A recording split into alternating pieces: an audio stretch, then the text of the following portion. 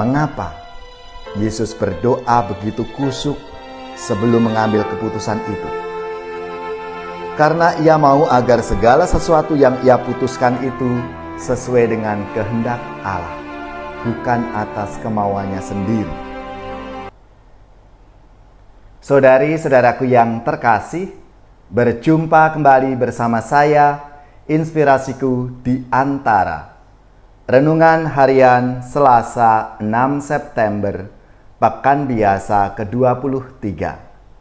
Semoga kita bersama keluarga, komunitas kita, selalu dalam keadaan baik, sehat, dan tetap bersemangat. Marilah kita mengawali renungan kita hari ini dengan tanda kemenangan Kristus. Dalam nama Bapa dan Putra dan Roh Kudus. Amin. Allah Bapa yang Maha Pengasih, rahmat pengampunan-Mu senantiasa kami terima. Semoga kami pun semakin rendah hati untuk berani meminta maaf dan mengampuni sesama kami, supaya terwujudlah kasih sejati di dunia ini. Dengan pengantaraan Yesus Kristus Putra-Mu Tuhan kami, yang bersama dengan Dikau dalam persatuan Roh Kudus, Allah sepanjang segala masa. Amin.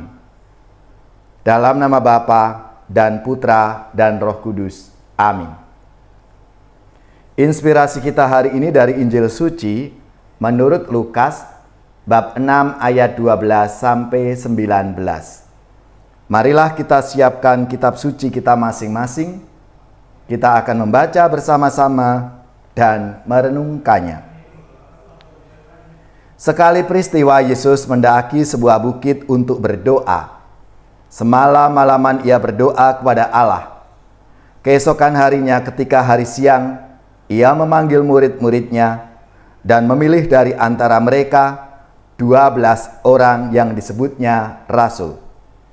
Mereka itu ialah Simon yang diberinya nama Petrus, Andreas saudara Simon, Yakobus dan Yohanes, Filipus dan Bartolomeus, Matius dan Thomas, Yakobus anak Alfeus, dan Simon yang disebut orang Selot, Yudas anak Yakobus dan Yudas Iskariot yang kemudian menjadi pengkhianat.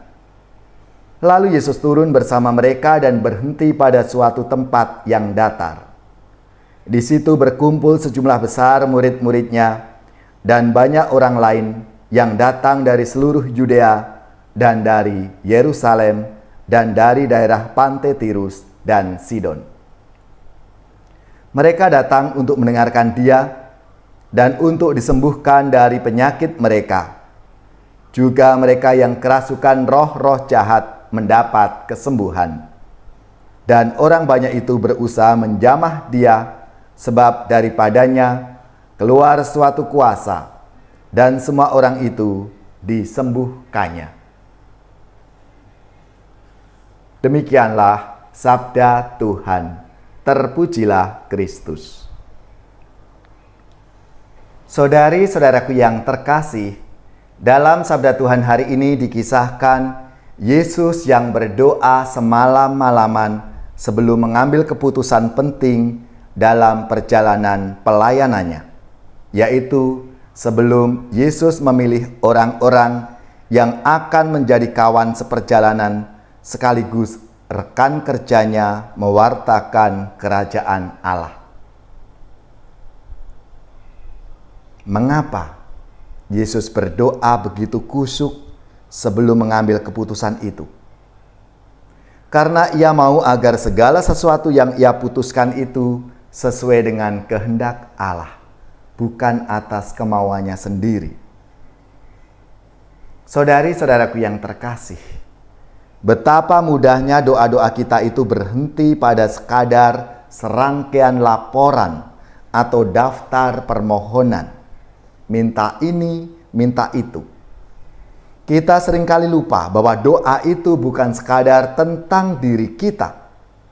Doa itu juga adalah tentang Tuhan yang hendak memberitahukan kehendaknya kepada kita. Asalkan kita mau mendengarkannya, yang begitu halus dan kerap kali kurang jelas terdengar. Memang bukan perkara yang instan. Di sini dibutuhkan latihan dan ketekunan terus-menerus. Akan tetapi sebagai langkah awal, baiklah, kita berdoa dengan jujur, mengungkapkan apa adanya dalam diri kita, bukan saja kepada Tuhan, tetapi kepada diri sendiri. Berani jujur kepada diri sendiri adalah tantangan awal bagi setiap orang yang hendak melibatkan Tuhan dalam setiap doanya. Menjadi pertanyaan refleksi untuk kita masing-masing.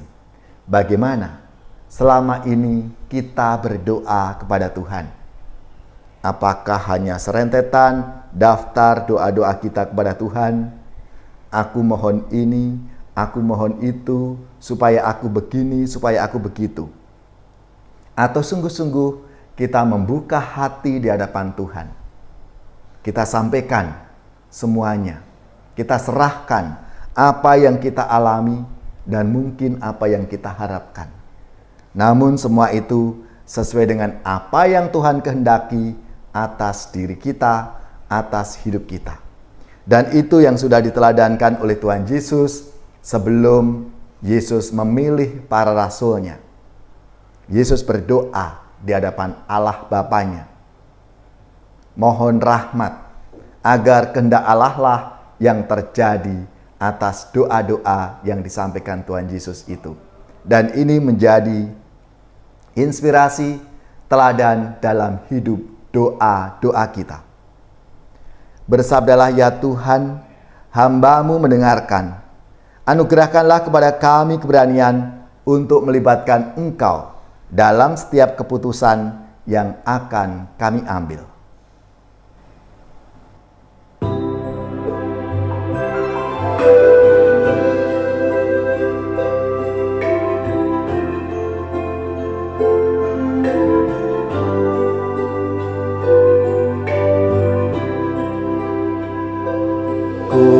Kumohon ya Tuhan,